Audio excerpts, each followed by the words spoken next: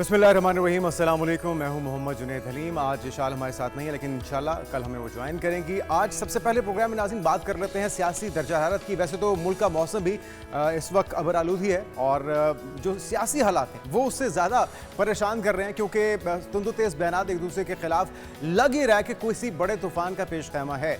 वफाकी वज़ीर दाखिला मोहसिन नकवी ने एक बयान दिया, जिसके बाद भूचाल आ गया और फिर उसका रद्दअमल भी आया। लीडरशिप ने कह दिया कि भाई हाथ हौला रखना है, लेकिन अब उनको वजाहत देना पड़ गई जब वो सहाफ़ियों के सामने आए और वो वज़ीर आज़म को मशवरा देंगे। उनका यह कहना था कि वफाकी काबीना के तमाम वज़रा की कारकर्दगी का जायज़ा लिया जाएगा। साथ ही वफाकी वज़ीर दाखिला ने कहा कि वज़ीर आज़म तमाम वजारतों की कारकर्दगी की जाँच तीसरे फरीक से करवाएं और नताइज अवाम के सामने रखें, और तीसरे फरीक की जाँच से पता लगेगा कि कौन सी वजारत कितना काम कर रही है।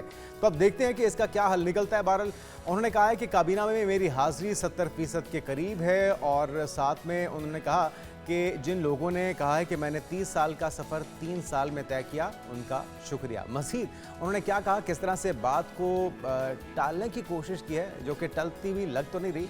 उनकी गुफ्तगू सुनिए पहले। मैंने परफॉर्मेंस के ऊपर प्राइम मिनिस्टर को जवाब देना है, और मैं प्राइम मिनिस्टर साहब से सिर्फ ये रिक्वेस्ट कर रही है कि थर्ड पार्टी वैल्यूएशन कराएं, तमाम मिनिस्ट्रीज़ की परफॉर्मेंस को उससे वैल्यूएट कराएं, और जो रिज़ल्ट है वो पब्लिक के सामने होना चाहिए, ताकि सबको पता हो कि कौन सी मिनिस्ट्री कितना परफॉर्म कर रही है। दूसरी बात रही, मेरे ख्याल है मेरी अटेंडेंस 70% के करीब है। निज़ाम बिल्कुल दबा हुआ है, लेकिन मैंने वो निज़ाम 80 साल का दबा होने का, और मैं आज भी समझता हूँ कि ये 80 साल से जो निज़ाम है वो दबा है। बिकॉज अदरवाइज अगर निज़ाम चल रहा तो हम कहाँ से कहाँ पहुँच जाते हैं। आपके पास प्राइम मिनिस्टर है जो 14-16 घंटे काम करते हैं, और ये बेहतर हो जाए चीज़ें तो 1000 गुना बेहतर रिजल्ट आएगा। इन हालात में इस बाड़े जिस मर्जी निज़ाम को हम कहते हैं उसमें भी उन्होंने FBR के अंदर रेवेन्यू कितना बढ़ा दिया, आपने वॉर जीत ली, डिप्लोमेटिकली आप किधर से किधर चले गए, इतनी सारी रिफॉर्म्स हो गई हैं। और मैं आज भी समझता हूँ कि अगर प्राइम मिनिस्टर साहब को सिस्टम ठीक और मिल जाता तो वो 100 गुना ज़्यादा इस मुल्क को तेज़ी से आगे ले जाते। हुकूमत का मुस्तकबिल बिल्कुल 5 साल पूरे करेंगे। शहबाज साहब 5 साल प्राइम मिनिस्टर रहेंगे। ये जो मर्ज़ी कर लें, बयान में से जो मर्ज़ी निकाल लें, सारा कुछ कर लें, लेकिन वो इंशाअल्लाह ताला 5 साल वज़ीर आज़म अपना टाइम। आपने गुफ्तगू सुनी है मोहसिन नकवी साहब की। वो कहते हैं कि जी हुकूमत 5 साल पूरे करेगी, वज़ीर आज़म भी कहीं नहीं जा रहे, लेकिन पीपल्स पार्टी भी पुरज़्म है कि वो काउंटडाउन शुरू कर चुकी है, और तहरीक अदम एतमादी अब तरीका रह जाता है, लेकिन इसका तरीका क्या होगा, कौन इस जो गैप क्रिएट हो रहा है उसको फिल करेगा, इस पर भी आगे चल के बात करेंगे। लेकिन अभी बात कर लेते हैं आज की टॉप 5 स्टोरीज़ की नाज़रीन, जिसमें सबसे पहले एक अहम और बड़ी पेशरफ्त है, मस्बत पेशरफ्त है। ईरान और ओमान आबना हुर्मुज़ में जहाज़ रानी के एक रास्ते की जोग्राफियाई हदूद पर मुत्तफ़िक हो गए हैं। यही नहीं, बल्कि ईरानी वज़ारत ख़ारजा ने इसकी तस्दीक भी की है, और ट्रंप की तरफ से 48 घंटों में ईरान के साथ डील होने का दावा किया है, जिसमें से लगभग 24 घंटे तो गुजर चुके हैं, तो अगले 24 घंटे बहुत ही अहम है। हर वीकेंड की तरह इस वीकेंड पे भी एक ऐसा बयान डोनाल्ड ट्रंप ने दे दिया है, जिसकी वजह से अब सारों के अंदर ये उम्मीद पैदा हो गई है कि शायद ये जंग थम जाए। किसी न किसी हवाले से वो बयान देते ही रहते हैं, कभी जंग को तेज़ करने का, कभी किसी बड़े हमले का, और कभी अमन का या सुलह का या मुआहदे के हो जाने का। तो देखते हैं कि इस वीकेंड पे इस पेशगोई में कितनी सदाकत साबित होती है। आगे बढ़ेंगे और फिर बात करेंगे आज ही के प्रोग्राम में। पाकिस्तान के लिए एक शानदार कामयाबी है। पाकिस्तान ने दूसरे टेस्ट में वेस्ट इंडीज़ को 8 विकेटों से शिकस्त दे दी है जनाब, और एक बड़ा जो ख़तरा था वो भी टल गया है, क्योंकि पाकिस्तान ने मुल्क से बाहर मुसलसल 8 शिकस्तों के बाद पहली फतह हासिल की है। तो उम्मीद करते हैं और दुआ भी करते हैं कि ये जो कामयाबी है इसका सिलसिला यूं ही जारी व सारी रहे। इसके बाद फिर बात होगी एक अहम केस की, जो कि कुछ रोज़ पहले पेश आया। कराची के अंदर नौजवान ताजिर था मीर रज़ा अली। केस में एक अहम पेशरफ्त हुई है। रोज़ कोई नया ड्रॉप सीन होता है, कभी पोस्टमार्टम रिपोर्ट के बाद अभी स्मार्ट वॉच मीर रज़ा अली की मिली है, उसको अनलॉक भी कर लिया गया है। उसमें से कुछ होशरुबा इंकशाफात होने का सिलसिला जारी है। ये केस क्या रुख इख्तियार करने वाला है, इस पर बात करेंगे, क्योंकि CTD ने मीर रज़ा की स्मार्ट वॉच को अनलॉक करने के बाद लेन देन के हिसाब समेत दीगर मालूमात हासिल कर ली हैं। इसी के अलावा आज आपकी मुलाकात कराएंगे एक ओवरसीज़ पाकिस्तानी से, जो कि ओवरऑल अगर देखा जाए तो मईशत का एक अहम सुतून है। हमारे ओवरसीज़ बहन भाई ओवरसीज़ पाकिस्तानी पाकिस्तान में सरमायाकारी को कैसे फ़रोग़ दे सकते हैं और दे रहे हैं, तो उन्हीं से जानने की कोशिश करेंगे। और फिर आज के प्रोग्राम में आखिर में बात होगी घरेलू जिम्मेदारियों से भागने वाले शौहरों की, क्योंकि काउंसलिंग उनकी कैसे की जाए। सबसे पहली जिम्मेदारी तो हमारे पेरेंट्स की है कि उनकी तरबियत ऐसे की जाए, और क्या क्या तरीक़ाकार हो सकता है, क्योंकि क्या सिर्फ घर का मर्द कहलवाना काफ़ी है या फिर जिम्मेदारी भी उन्हें निभानी चाहिए। क्या क्या जिम्मेदारियां एक मर्द पर आयद होती हैं, इसका भी जायज़ा लेने की कोशिश करेंगे। लेकिन आगाज़ कर लेते हैं सबसे बड़ी डेवलपमेंट से, और सबकी नज़रें उस पर हैं, क्योंकि हम चाहें या ना चाहें हम उसके असरात से बच नहीं पा रहे। पूरी दुनिया उसकी जद में है। जी हाँ, अमेरिका ईरान जंग, और ईरान ने अब इसमें कहा है कि आबा हुर्मुज़ में बहरी जहाज़ों की गुजरने के रास्ते के जो जोग्राफियाई हदूद थी, उससे मुतल्लिक ओमान के साथ इत्तेफाक राय हो गया है। इसके अलावा पाकिस्तान और कतर के साथ भी सिफारती मुशावरत का सिलसिला जारी है। और ईरान की वजारत ख़ारजा के तर्जुमान हैं इस्माइल बकाई साहब। उन्होंने गुज़िश्ता रोज़ जो मीडिया से गुफ्तगू की, उसमें उन्होंने कहा कि ईरान और ओमान आबा हुर्मुज़ में बहरी रास्ते की जोग्राफियाई खसूसियात पर मुत्तफ़िक हो चुके हैं। डोनाल्ड ट्रंप का बयान भी बड़ा अहमियत का हामिल है। टाइमिंग बड़ी अहम है, क्योंकि अमरीका एग्जॉस्ट हो चुका है। सियासी जो असरात हैं, जो आफ्टर शॉक्स हैं डोनाल्ड ट्रंप को, उनका भी सामना है। अस्करी कुमुक जो है, जो स्टॉक पाइल्स हैं, उनकी शॉर्टेज के हवाले से मुसलसल रिपोर्ट सामने आ रही हैं। वो कि डोनाल्ड ट्रंप या उनके जो करीबी रफ़ुक़ा हैं वो तो उसको झुटलाते हैं, लेकिन साथ में जो तीसरी अहम चीज़ है वो फाइनेंशियल एक झटका है जिसका इस वक्त डोनाल्ड ट्रंप को सामना है, कि तीन धारी तलवार है। उसके ज़ेरे असर डोनाल्ड ट्रंप वाकई इस बार मुआहिदा करने में संजीदा हैं या नहीं। ईरान किस तरह का रद्द-ए-अमल देता है, इस पर बात करने के लिए एक मोडो रिटायर्ड खालिद चिश्ती साहब दिफाई तज़कियाकार हमारे साथ मौजूद हैं। चिश्ती साहब कहें कि पाकिस्तान मॉर्निंग में काफ़ी दिलचस्प सूरत हाल हो चुकी है। एक तो ओमान और ईरान के दरमियान सेटलमेंट होती नज़र आ रही है। आबा हुर्मुज़ को किस तरह से कंट्रोल करना है, कौन सा हिस्सा किसके पास होगा, वहाँ पे जो आमदरफ्त होगी वो कैसे होगी। और साथ में जिसकी हम बात भी कर रहे हैं कि डोनाल्ड ट्रंप ने जो 48 घंटे का कहा था कि उसमें कोई अच्छी खबर आ सकती है मुआहदे को लेकर, तो आधा वक्त तो लगभग गुजर चुका, बाकी आधा रह चुका। कोई बड़ा ब्रेक थ्रू आप होता देख रहे हैं? जी बहुत शुक्रिया जुनेद, आपने इनवाइट किया।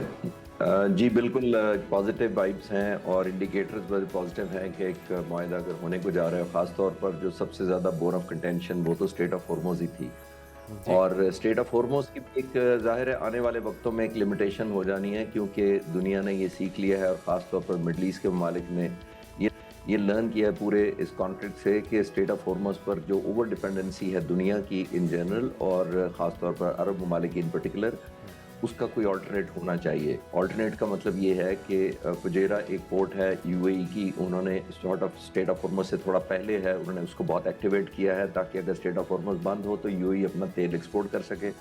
सऊदी अरब की जानबू एक पोर्ट है रेड सी में जो लगती है, उस पर तकरीबन कुछ अर्सा पहले तक 2 मिलियन बैरल रोज़ाना एक्सपोर्ट होता था वहाँ से ऑयल रेड सी के ज़रिए। फिर उसको 4.5 मिलियन कर लिया गया और अभी उसको 7 मिलियन पर ले जाने का प्लान है सऊदी अरब का। इसी तरह दुनिया ने रियलाइज़ कर लिया, स्पेशली डेवलप मुल्क जो तेल पर ज़्यादा डिपेंडेंसी करते हैं, चाइना है, जापान है, कोरिया है, कि अल्टरनेट सोर्स ऑफ एनर्जी पे जाया जाए। तो स्टेट ऑफ हॉर्मोज़ का लीवरेज कॉम्प्रोमाइज़ होता जाना था आने वाले वक्तों में, ख़ास तौर पर 2 से लेकर 5 साल तक बहुत ज़्यादा इफेक्ट हो जाएगा ये, शायद इसकी वो इन्फ्लुएंस नहीं रहेगा।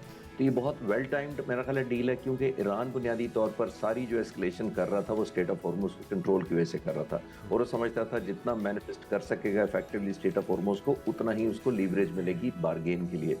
तो आई थिंक वक्त आ गया था, ईरान ने रियलाइज़ भी किया है, क्योंकि अगर वो नहीं करता तो उसकी कीमत एक डिस्ट्रक्शन और मैस किस्म की जो अटैक्स हैं वो आपने देखा उसकी शक्ल में हो रहे थे।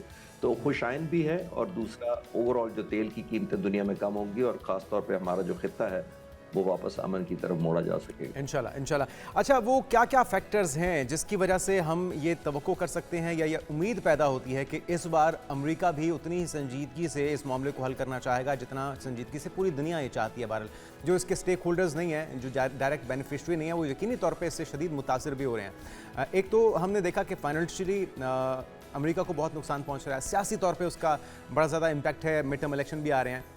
अस्करी कुमुक के हवाले से कहा जा रहा है स्टॉक पाइल्स शॉर्टेज का शिकार हो रहे हैं और उन्हें दोबारा से रीबिल्ड करने के लिए काफ़ी वक्त दरकार होगा। इसके अलावा जो कैपेबिलिटी ईरान ने दिखाई है, जिस तरह से अभी रिसेंटली जिस तरह से अमरीकियों को इस खित्ते के अंदर भी निशाना बनाया गया, अमरीकी अहदाफ को निशाना बनाया गया, ये वो सारे फैक्टर्स हैं जिसकी वजह से हम उम्मीद रखें कि कुछ अच्छा हो सकता है।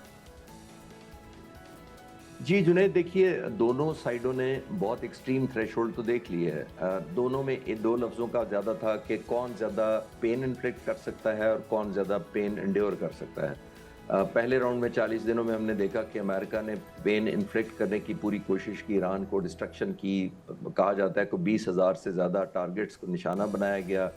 नो लेस देन स्कूल और यूनिवर्सिटीज़ तक को टारगेट किया गया, मिलिट्री कंपाउंड्स, इंफ्रास्ट्रक्चर, बहुत ज़्यादा कोई चीज़ शायद रह नहीं गई। इवन पानी और बिजली के जो सेंटर्स हैं उनको भी तबाह करने की अटेम्प्ट की गई। ईरान ने भी रिटेलिएट किया और ज़ाहिर है जैसे मैंने कहा वो समझता था, ख़ास तौर पे सेकंड राउंड में जब EMOU साइन हो गया उसके बाद जो स्ट्राइक्स हुई तो ईरान ने डाइवर्सिफाई कर दिया टू जॉर्डन तक एक्सपैंड कर दिया। जॉर्डन को इंक्लूड करने का इंडिकेशन ही यही थी कि जो वर्टिकल एस्केलेशन है ईरान उसकी तरफ चला गया। पहले वो हॉरिजॉन्टल एस्केलेशन की तरफ जा रहा था, जो कि वो खित्ते में जो मालिक लोग थे उन्हीं तरफ हमले कर रहे थे अमेरिकन बेसिस और इंटरेस्ट के ऊपर। जब जॉर्डन तक पहुंच गया तो जॉर्डन तो सिर्फ 100 किलोमीटर इसराइल से शॉर्ट है, तो उसने एक किल अचीव की, दो मकसद अचीव किए जॉर्डन को हिट करके। एक तो पिन पॉइंट एक्यूरेसी की, ह्यूमन लॉसेस की अमेरिका के लिए, और ये बावर कराया प्रेसिडेंट ट्रंप और अमेरिका को कि मेरी रीच ऑलमोस्ट इसराइल तक अभी भी है, और मेरे बारे में जो कहा जाता था कि स्टॉक पाइल खत्म हो गया या मेरी डिप्लीट हो गया या मेरी रेंज नहीं रही, वो उसने साबित कर दिया। तो ये कीमत अमेरिका की बहुत ज्यादा थी और एक जंप अप किया एकदम, जो पेन जो कॉज की ईरान ने बुनियादी तौर पर। तो आई थिंक ये मुख्तलिफ अप्स एंड डाउन्स होते रहे हैं, कभी ईरान के फेवर में कभी अमेरिका के फेवर में। फिर आखिर में ये मैं कहना चाहूँगा कि ऐड कर लें, अमेरिकन प्रेसिडेंट का इलेक्शन आया खड़ा है, नेतन्याहू एक बहुत ज़्यादा परसुएड कर रहे थे अपना स्टैंड लोन कन्फाइंड कैंपेन। उनके फाइनेंस मिनिस्टर ने कहा कि we are happy with the confined campaign जो अमेरिका लड़ रहा है, यानी हम इसमें नहीं शामिल होना चाहते। तो वो तमाशाई बना हुआ था, अमेरिका सामने था, अमेरिका के लिए एम्बैरेसमेंट बढ़ती जा रही थी। इसकी वजह क्या है? ये जो जंग शुरू कराने की असल बुनियादी वजह है या फसाद की जड़ है, वो अब अपना दामन झाड़ने की कोशिश कर रहे हैं। क्या उन्हें ये खदशा है कि जो जवाबी वार होगा ईरान का वो उसे झेल नहीं पाएगा? उनका अपना अवामी रद्दमल भी तो है, नेतन्याहू के इलेक्शन भी तो सर पे हैं, या फिर ये एक और साजिश है, चाल है? क्योंकि ट्रैक रिकॉर्ड यही है कि जो वादा करते हैं उसकी वादा खिलाफी भी इजराइल की तरफ से हमेशा की जाती रही है, हर मुआहदे के ऊपर उसको वायलेट करने की सूरत में। आपको इसमें दोनों में से ज़्यादा हावी अंसर कौन सा दिखाई देता है? जुनैद, ये मिक्स है, क्योंकि देखिए इजराइल ने ये देख लिया कि वो मैसिव अटैक करने के बावजूद वो विन या वो फेवरेबल सिचुएशन नहीं हासिल कर सका। तो इजराइल का एक और डायमेंशन भी ज़हन में रखिएगा आप। जैसे मैंने कहा, उनके फाइनेंस मिनिस्टर ने ये कहा कि we are happy with it, और दूसरी एक और बात नोट करें कि उनके जो कल्चर और स्पोर्ट्स मिनिस्टर हैं ज़ोहर, उन्होंने एक रेडियो बयान में ये कहा कि हमने अमेरिका को अपनी रेड लाइन बता दी है। अब इमेजिन करें, इतना छोटा सा मुल्क अमेरिका को अपनी रेड लाइन बताता है, और रेड लाइन इसलिए वो करना चाहता है कि अमेरिका अपना असला डिप्लीट करे, इंटरसेप्टर्स हैं, स्ट्राइक्स हैं, जितने मिसाइल्स और क्रूज मिसाइल्स हैं अमेरिका डिप्लीट करे। जब अमेरिका डिप्लीट करेगा तो एक साइड इफेक्ट या साइड उसको फायदा इजराइल को होगा, वो ये कि उसका स्टॉक पाइल इंटैक्ट रहेगा आने वाले वक्तों में। जब ये वैक्यूम क्रिएट होगा कि अमेरिका का स्टॉक पाइल शॉर्ट हो जाएगा और वो प्रोटेक्ट नहीं कर पाएगा खासतौर पर मिडल ईस्ट को, उन बेसिस को, तो एक वैक्यूम क्रिएट होगा। इजराइल चाहता है कि वो वैक्यूम के वक्त खुद अपने आप को पेश करे एज अ सोल गारंटियर, खास तौर पर अगर ईरान की तरफ से वो इंगेजमेंट पॉलिसी मिडल ईस्ट के ममालिक की तरफ ना हो पाई और एक एलिमेंट ऑफ नेगेटिविटी या अनसर्टेनिटी रही, तो इजराइल अपने आप को ऑफर करेगा, जैसे यूएई और दूसरे मुल्कों को ऑफर किया कि मैं आपकी प्रोटेक्शन करता हूं, तो वो एक और वैक्यूम क्रिएट हो जाएगा। तो आई थिंक ईरान ने ये भी बेहतर समझ लिया। मैं कल ही एक प्रोग्राम में कह रहा था कि ईरान को ये समझना चाहिए कि अगर अमेरिका को ज्यादा ड्रैग करेंगे तो एक वैक्यूम क्रिएट होगा, डिप्लीशन ऑफ वेपन्स होगा अमेरिका की तरफ से, और फिर जो वैक्यूम क्रिएट होगा उसमें इजराइल या इन मुल्कों में आकर दोबारा बैठ जाएगा, वो भी शायद ईरान को सूट ना करे। मैंने कल ही सजेस्ट किया कि ईरान को इंगेजमेंट पॉलिसी के तहत जल्द से जल्द डील कर लेनी चाहिए ताकि बाद में आने वाले से बचा जा सके। अभी कंपैरेटिवली आपका ये ख्याल है कि एक बेहतर पोजीशन में ईरान बारगेन करने के लिए, लेकिन ये जो बार बार हम खबरें सुनते हैं, एक तरफ हम पूरी दुनिया ये मानती है और अमेरिका ये मनवाने पे तुला हुआ है कि वो सुपर पावर है, काफ़ी मामलात में ये बात समझ में भी आती है, लेकिन असलहे के स्टॉक पाइल्स का शॉर्टेज हो जाना, ख़त्म हो जाना, तो ये जंग शुरू करने से पहले क्या इन चीज़ों का अंदाज़ा नहीं था? फिर कॉस्ट की बात होती है कि जो इंटरसेप्ट करने के लिए मिसाइल आते हैं उनकी लागत बहुत ज़्यादा है, वो लाखों डॉलर्स के एक इंटरसेप्टर मिसाइल होता है जिसको मारने के लिए यहाँ से कुछ हज़ार का ईरान की तरफ से कोई ड्रोन भेजा जाता है, या उनकी जो कैपेबिलिटी है, ये क्या वजह क्या है कि ईरान की तैयारी बेहतर थी, उनकी जो टेक्नोलॉजी है वो ज़्यादा बेहतर है अमेरिका से, या उनका जो स्टॉक पाइल था वो अमेरिका से भी ज़्यादा था? असल ग्राउंड की रियलिटी है क्या जो कि आवाम तक नहीं पहुंचाई जा रही? जुनैद, जो आपने सवाल के शुरू में पूछा कि क्या अमेरिका ने एस्टिमेट नहीं किया था, देखिए अमेरिका ट्रेडिशनली यूज्ड टू है एक डिटरेंस के ज़रिए अपनी बात मनवाने, खौफज़दा करके, जैसे JCPOA में किया गया था, आपको याद होगा प्रेसिडेंट जी। ओबामा ने भी डिटर किया था, खौफज़दा करके।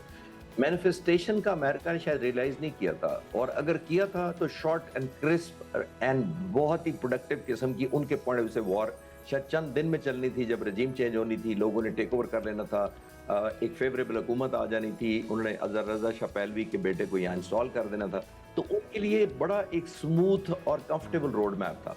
जो रेजिलियंस दिखाई ईरानी लोगों ने और हुकूमत ने खास तौर पर जो इंड्योर किया पेन को, वो शॉक एंड सरप्राइज था अमेरिकन के लिए, बिकॉज उनकी मिथ टूट गई वो वाली। वो समझ रहे थे कि इतनी डिस्ट्रक्शन शॉर्ट क्रिस्प होगी, हम सब कुछ हमारे ऑब्जेक्टिव अचीव हो जाएंगे। लेकिन जब ईरान ने एक आउट ऑफ द वर्ल्ड, जिसको कहा जा सकता है कि रिटेलिएट किया या रेजिलियंस पर, वो अमेरिका के लिए सरप्राइज था, तो फिर उनको एस्केलेशन और करनी पड़ी। तो ये एक डिल्यूजनल एस्केलेशन होती है जुनैद, वो ये होती है कि आप समझते हैं कि मैं थोड़ा सा टेम्पो और करूं तो जंग जीत जाऊंगा, फिर मैं थोड़ा सा और करूं तो जीत जाऊंगा। उसमें 40 दिन लग गए, उनका वेपन एक्सपैंड हो गए। तो मेन वजह ये है कि अमेरिका ने टोटल मिसकैलकुलेट किया, नंबर वन। लेकिन अब ईरान ने जो लीवरेज हासिल की थी, वो अमेरिका और वेस्ट ने खुद उसके हवाले की। स्टेट ऑफ हॉर्मुज़ का तो ईरान को खुद भी नहीं रियलाइज था पहले जंग से कि वो इतना इफेक्टिवली बार्गेन कर लेगा।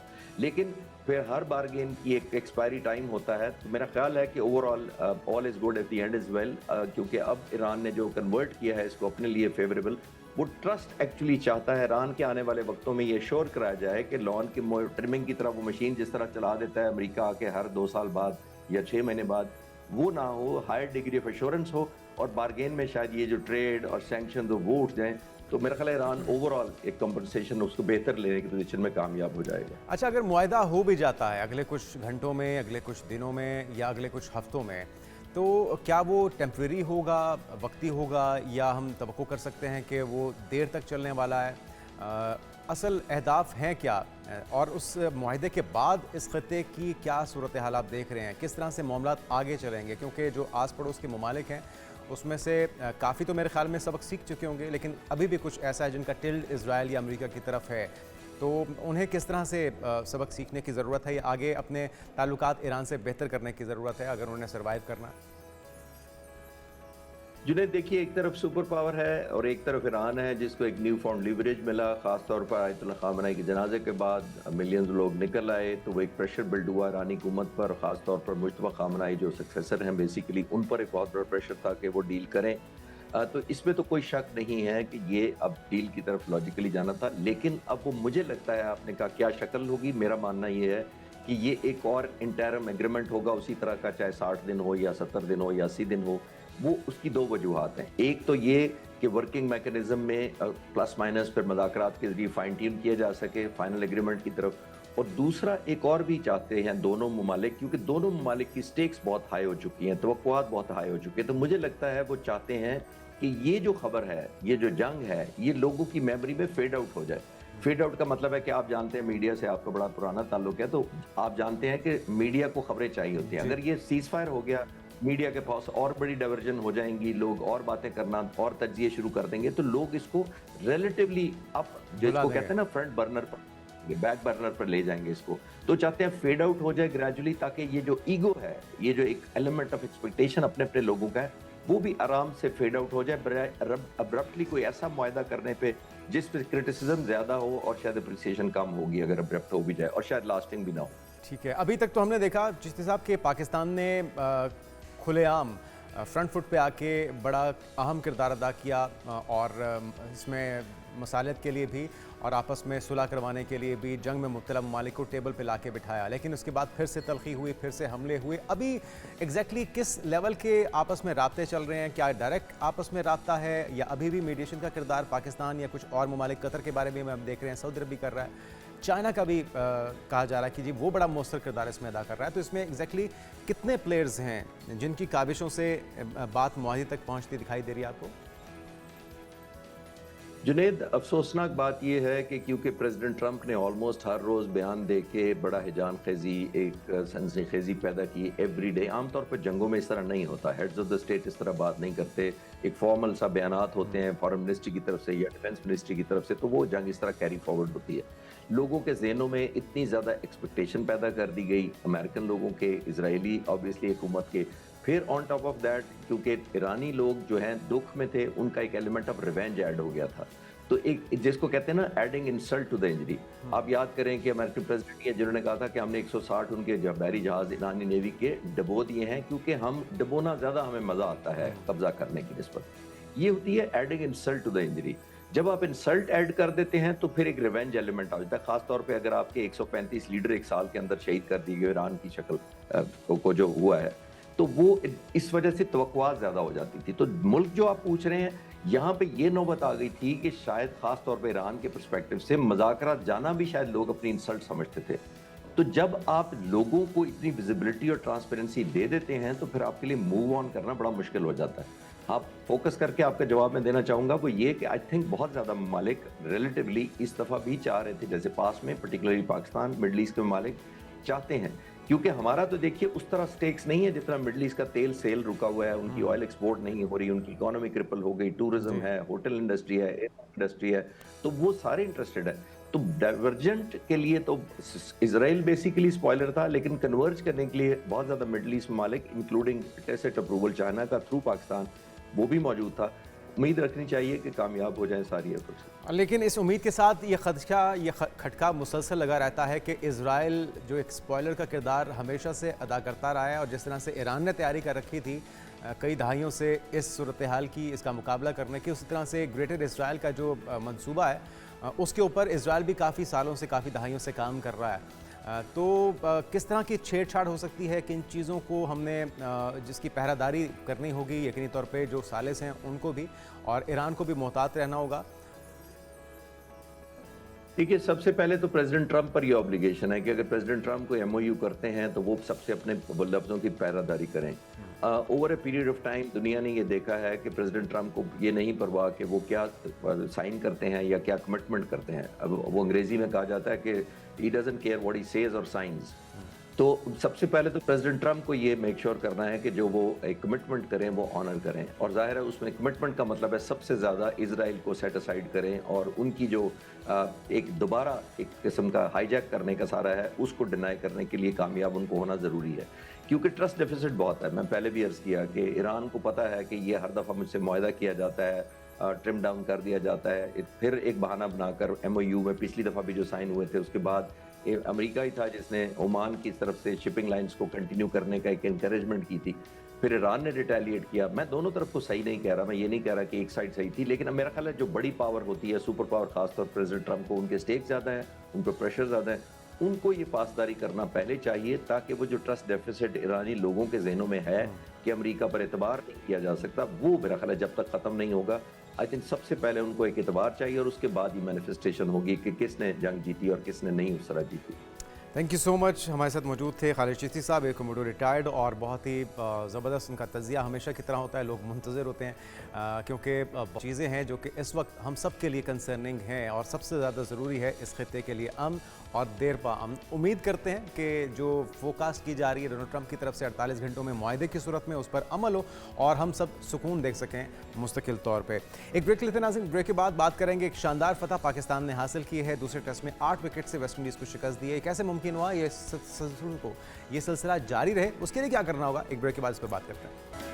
नाज़रीन वेलकम बैक। पाकिस्तान ने दूसरे टेस्ट में वेस्ट इंडीज़ को 8 विकेटों से शिकस्त दे दी है, जो कि हमारे लिए बहुत ही खुशी की बात है क्योंकि पोर्ट ऑफ स्पेन में खेला गया जो दूसरा टेस्ट था, इसमें चौथे रोज़ वेस्ट इंडीज़ ने अपनी दूसरी इनिंग्स जो है 103 रन 6 खिलाड़ी आउट से दोबारा शुरू की और 3 विकेटें सिर्फ 14 रन के इजाफे पर उनकी गिर गई। तो हमें ये उम्मीद पैदा हो गई थी कि चीज़ें हमारे कंट्रोल में, हमारी गिरफ्त में आ रही हैं।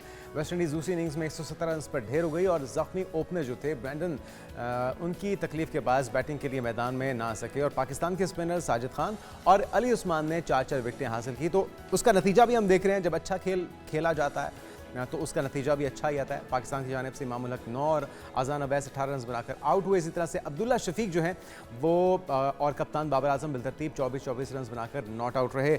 अगर सीरीज़ का बेहतरीन प्लेयर की बात की जाए तो वो बाबर आजम थे और इंडिया के वेस्ट इंडीज़ के जस्टिन ग्रूज थे। और इसी तरह से जो मैच के बेहतरीन प्लेयर थे वो हमने देखा कि हमारे बहुत से ऐसे खिलाड़ी थे जिन्होंने ज़बरदस्त परफॉर्मेंस पेश की है और उसका नतीजा हमारी जीत की सूरत में सामने आया। तो ये एफर्ट जो है इस पर बात कर लेते हैं और ये सिलसिला जारी रहना चाहिए, हमारी तो ये ख्वाहिश है। हमारे सिद्दीकी साहब स्पोर्ट्स जर्नलिस्ट हमारे साथ मौजूद है। मोहम्मद भाई आपको वेलकम कहेंगे। तो फाइनली दूसरा टेस्ट हमने जीत कर एक सीरीज़ बराबर कर ली है, लेकिन क्या मुहरकात थे, क्या वजूहात थी ये जो एकदम से पलटा खाया और कम बैक किया पाकिस्तान टीम ने? Thank you very much. वो कहते हैं ना कि शुक्र किया कुफर टूटा, अल्लाह हाँ अल्लाह जी। करके बहुत मेहरबान बहुत देर की आते मेहरबान आते। आते आते। हाँ, वो आ गई 8 डिफीट अवे सीरीज, उसके बाद से फाइनली पाकिस्तान मैच जीता। तो चले बाबर आजम को क्रेडिट जरूर मिलना चाहिए क्योंकि शान मसूद की इतनी लंबी लूजिंग स्ट्रीक हो गई थी 16 मैचेस की कि हमें प्लेयर्स का कॉन्फिडेंस इतना नीचे चला गया था कि वो मैच अगर अवे सीरीज खेलते थे तो वो ये सोच ही नहीं सकते थे कि हम बाहर जीत सकते हैं। तो चले एक ब्रेक आया, आपको मैच जीत लिया आपने इंग्लैंड जाने से पहले, क्योंकि मोमेंटम आपका थोड़ा बेहतर हो गया कि इंग्लैंड जा रही विनिंग मैच, टेस्ट मैच जीत के साइकोलॉजी। लेकिन ओवरऑल अगर देखा जाए ये दोनों बिल्कुल bottom of the points table world test championship 8वें और 9वें नंबर की टीम थी और दोनों का एक ही स्टाइल था खेलने का। यहाँ पे पाकिस्तान को एडवांटेज ये था कि इस टूर में पाकिस्तान ने 4 डे मैच यहाँ पे खेला जिसमें बाबर आजम ने सेंचुरी की, तो पिच भी अच्छी तरह से रीड कर लिया। और बाबर आजम की स्टेटमेंट आई है कि उन्होंने और कोच सरफराज ने पिच को रीड करके, जो क्रिटिसिज्म हो रहा है जिस पे मैं इत्तेफाक तो नहीं करूंगा कि मैं तो एनी टाइप ऑफ पिच पे मोहम्मद अब्बास को जरूर पाकिस्तान टीम में रखूं, लेकिन उनको साइडलाइन पे किया गया। 5 आउट करने के बावजूद 8 आउट किए टेस्ट मैच में, उनको हमने रेस्ट कराया। लेकिन चलें, अली उस्मान और साजिद खान इस पिच के लिए सूटेबल थे और उन्होंने रिजल्ट निकाल के दिखाया, पाकिस्तान को मैच जिताया।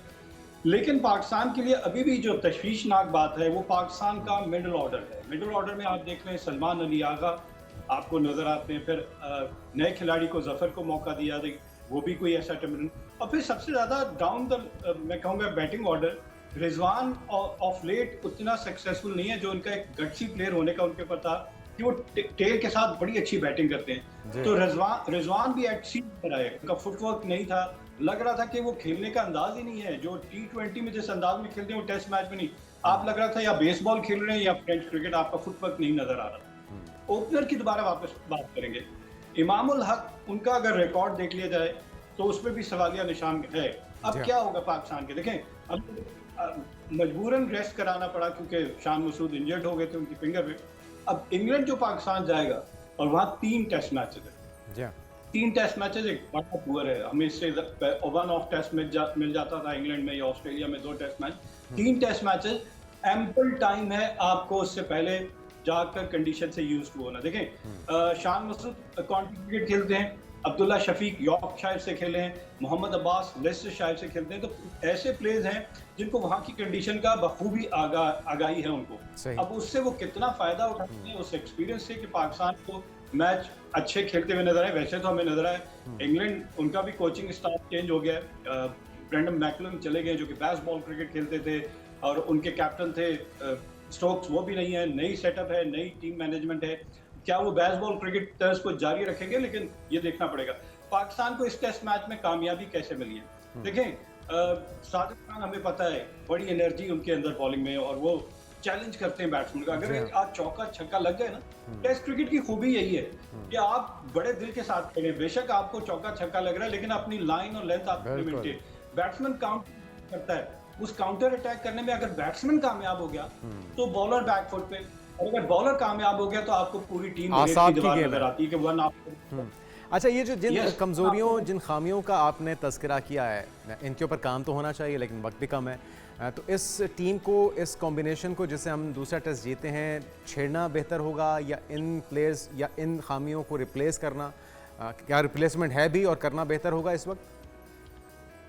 देखिए टोटली डिफरेंट कंडीशन है इंग्लैंड की, वहाँ पे सीम और स्विंग होता है, तो वहाँ पे जो हमारे पास इस वक्त बॉलिंग अटैक है मैं कहता हूँ बहुत आइडियली सूट करता है। जिसमें आप मोहम्मद अब्बास, खुरम शहजाद, मोहम्मद अली, ये तीनों इन्हीं कंडीशन के बॉलर हैं और इनके लिए मैं कहूँगा कि अगर इंग्लैंड बैकफुट पे मुझे नजर आएगा कि उन्हें पता है कि ये ऐसे बॉलर हैं कि जो रन्स भी कंटेन करते हैं। मोहम्मद अब्बास जिनको मैं कह रहा हूँ कि नहीं बिठाना चाहिए था, वो कह रहे हैं कि जी वो स्पिन कंडीशन थी, आपने उनकी जगह उबैद को खिला दिया, उबैद रन्स लीड कर रहे थे। मोहम्मद अब्बास बेशक विकेट ना लेते लेकिन रन्स रोक के रखते, वो प्रेशर माउंट करता है।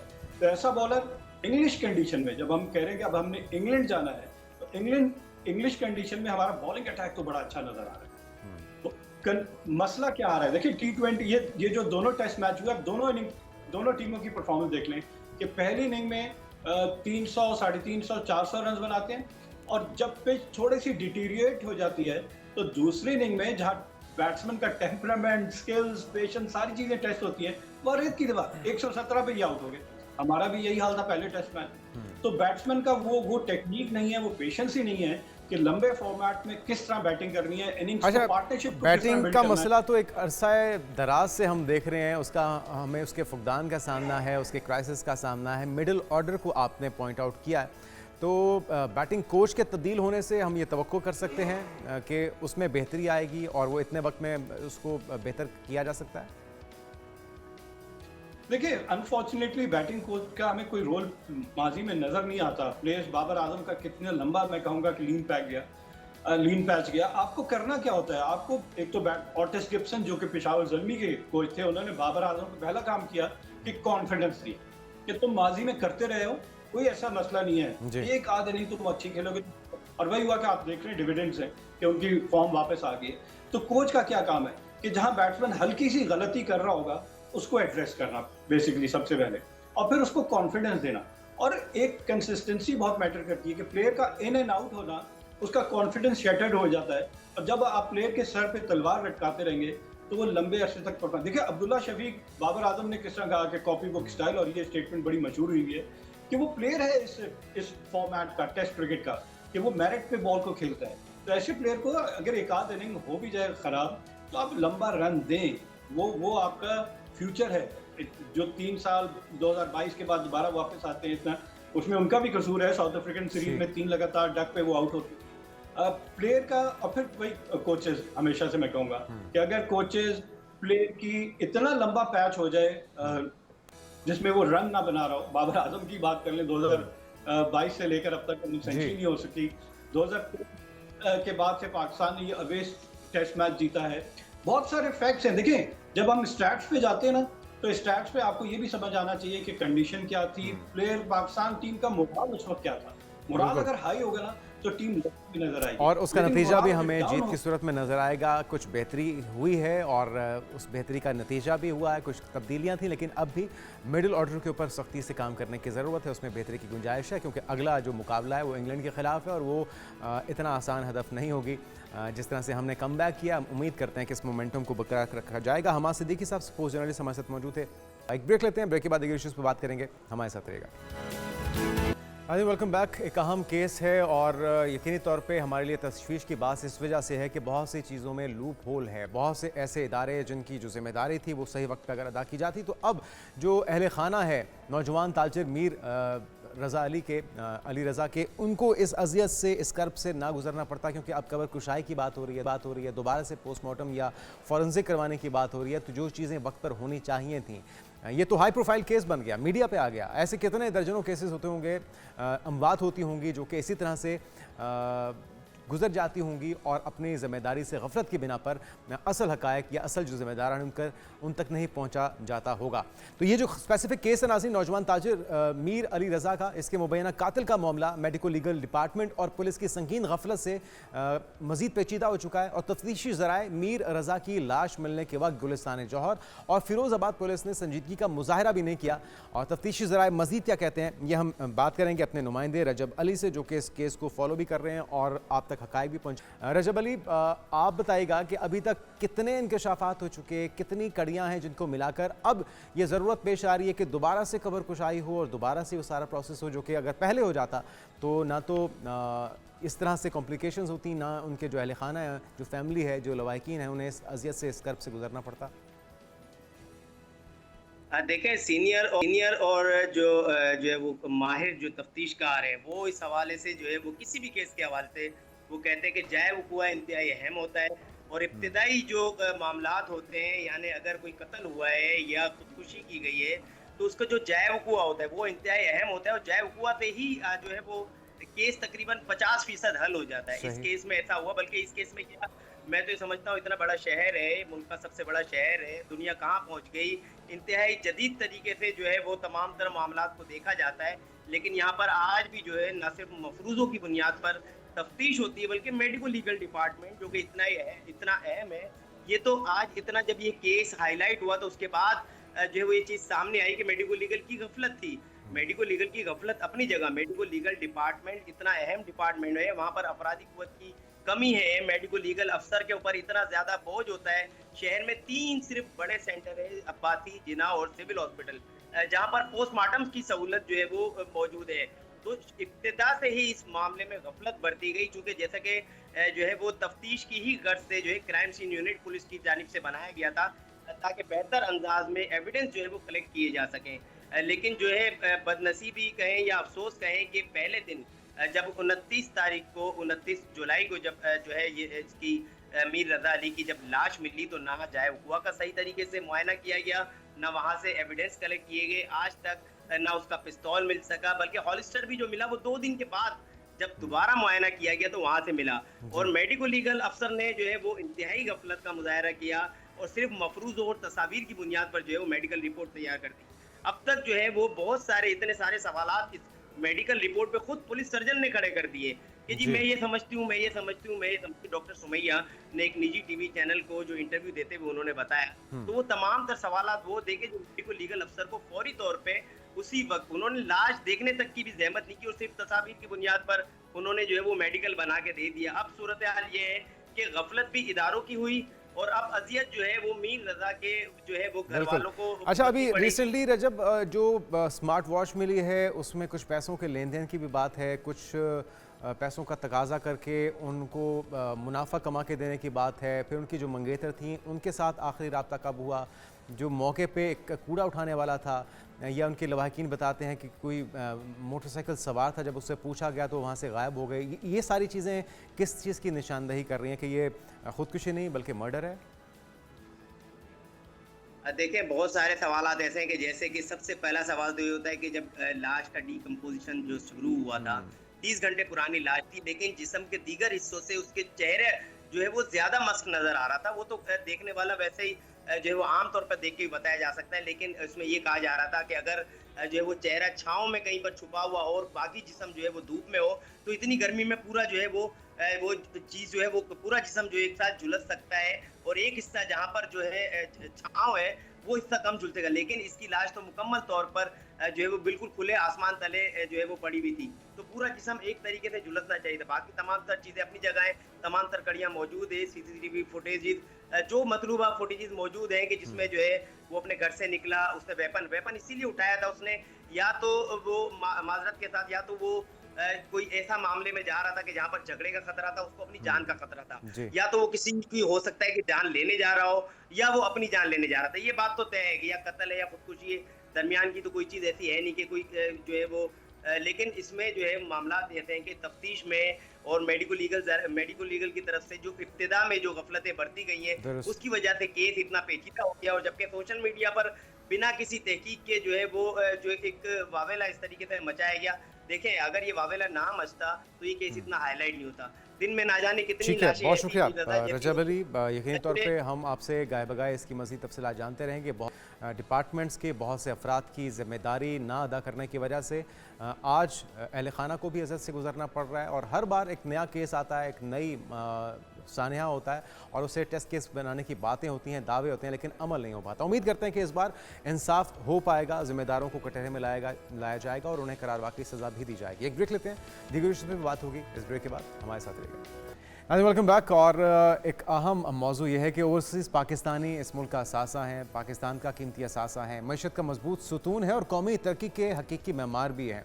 दुनिया के मुख्तलिफ ममालिक में मुकीम जो पाकिस्तानी हैं वो न सिर्फ अपनी मेहनत, सलाहियत और दयानतदारी से पाकिस्तान का नाम रोशन करते हैं, बल्कि जो फ़ॉरेन रेमिटेंसेस हैं, जो तलसीरात ज़र है, उसके ज़रिए मुल्क की मईशत को इस्तेहकाम फराहम करते हैं, तक़वियत देते हैं और मुल्क की मईशत में रीढ़ की हड्डी की हैसियत रखते हैं। उसके साथ साथ वो सनत, तजारत, IT, ज़राअत, सियाहत और दीगर शोबों में भी सरमायाकारी करके रोज़गार के नए मौके पैदा कर रहे हैं, जिससे माशी तरक्की को मज़ीद फ़रोग़ मिल सकता है। और साथ ही ओवरसीज़ पाकिस्तानी अपनी महारत, अपने तजुर्बे और बैनुल-अक़वामी रवाबित को बरोए-कार लाकर पाकिस्तान में जदीद टेक्नोलॉजी, कारोबारी मौक़े और आलमी सरमायाकारी भी मुतारिफ़ करवा सकते हैं। तो इसी तरह आज हमारे साथ एक ओवरसीज़ पाकिस्तानी मौजूद हैं और वो भी एक अहम किरदार अदा कर रहे हैं। पाकिस्तान के सफ़ीर है बैनुल-अक़वामी तौर पे, उसका किरदार भी तमाम ओवरसीज़ अदा कर रहे हैं। तो हमारे साथ मौजूद हैं इंजीनियर मकसूद अली कंबो साहब, ओवरसीज़ पाकिस्तानी हैं, बिजनेसमैन हैं, हमारे साथ स्टूडियोज़ में मौजूद हैं। कंबो साहब, आपको वेलकम कहेंगे पाकिस्तान मॉर्निंग में। Thank you very much. सबसे पहले तो यकीनी तौर पे आप जितने भी पाकिस्तानी हैं, पाकिस्तान से दूर रहने की वजह से एक जिसको कहते हैं कि कसक लगी रहती है कि पाकिस्तान के लिए कुछ किया जा सके, लेकिन बहुत से पाकिस्तानी ऐसे हैं जो अपने हार्ड वर्क के अंदर ही लगे रहते हैं, करने की ख्वाहिश के बावजूद कर नहीं पाते। आप बताइए ये कितना मुश्किल होता है पाकिस्तान से दूर रहते हुए पाकिस्तान के लिए कुछ करने की ख्वाहिश रखना, और जब मौका मिले तो फिर क्या कुछ गुजरने का जज्बा आपके दिल में हो रहा है? या थैंक यू वेरी मच। देखिए जी, Pakistan is our motherland which give us like identity, education and name, and no doubt America is the home land which give us an opportunity. तो वहाँ जाके जब हमें अच्छी अपॉर्चुनिटी मिलती हैं, लेकिन मदरलैंड को तो कोई नहीं ना भूल सकता। बेशक। तो ज़ाहिर है कि यहाँ आने का, यहाँ वो एक शेर है मेरा शुरू में, सज्जन वरियां बाद ना आवन फिर भी आसते रहिंदी, अख विच लख समुंदर होवन दिल विच प्यास ते रहिंदी है। वो जो दिल की प्यास है ना, वतन की मोहब्बत, वो नहीं भूलती। तो एनी हो, जैसे मैंने कहा कि पाकिस्तान, आपने कहा कि पाकिस्तान के लिए हम क्या, देखिए जी, पाकिस्तान जो है ना इस वक्त इस American Pakistani and American as seeing Pakistan in very different way after May last year. Pakistan जो अमेरिकन है, हम देख रहे हैं कि Pakistan is the most safest country as compared with others. आपको पता ही है कि दूसरे मुल्कों में क्या हुआ, and that's why very many investor are trying to invest money over here. और इसी सिलसिले में हमारा अमेरिका से एक डेलीगेशन भी आया था। अब देखें जी, मेरी नज़र में ये जो इकानमी है ये बॉर्डरलेस होने जा रही है, just like a workman force borderless हो रही है। A person over here sitting in Lahore, तो वो काम जब California, no one can make a differentiate इधर ही सिटिंग इन लाहौर और वहाँ बैठा हुआ है। इसी तरह ये इकानमी है, ये भी बॉर्डरलेस 20-25 सालों में एक इक्वलेंट हो जाएंगी। तो थोड़ा सा अगर मैं इस चीज़ में ऐड करूं कि देखें, इंडिया की population is 5.7 time bigger, but there IT and software export is 224 billion, which is. और इस चीज़ का बड़ा फ़ायदा भी कंबो साहब हमने देखा है कि भारत ने उठाया है अपनी मोनोपोली के ज़रिए। लेकिन अभी जिसकी हम ब्रेक में बात भी कर रहे थे कि एक आइडियल सिचुएशन है, एक फ़ैसला इंसान करता है, एक प्लानिंग इंसान करता है, दूसरी प्लानिंग अल्लाह ताला करता है अपने तरीक़ेकार से, अपनी हिकमत से। तो जो मार्का हक़ के बाद फ़र्क पड़ा है, वो कितना फ़ायदेमंद है, कितना साजगार है, उससे हम कितना फ़ायदा उठा सकते हैं, और आपको लगता है कि सही मानों में अगर सही डायरेक्शन में हम आगे बढ़ें तो उसका सही फ़ायदा हमें हो सकता है?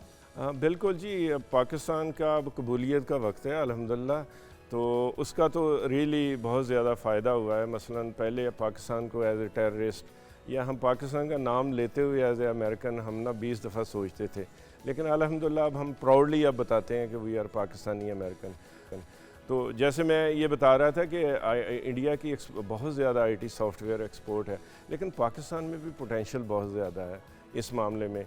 ये जो हमारा अगर आप देखें, ये जो IT एक्सपोर्ट में हमारी ये जो डिफरेंस बहुत है अब ना वर्कमैन पावर का, इंडिया में $120,000 पर मंथ एक है वेजेस की है एक इंजीनियर की सैलरी, वेयर एज़ पाकिस्तान में वही $30,000-40,000 में। अब ये जो बिग गैप है दैट वो अमेरिकन को नहीं मतलब ये है कि इट्स ए ग्रेट कि आपको इतना डिफरेंस है। Let's say you create $1,000 and the difference is 70,000 per year, तो $75 मिलियन अगर आपको सेविंग हो रही है, बताएं किस कौन सा ऐसा बिजनेस है which can save in 1 month only by creating $1,000 job.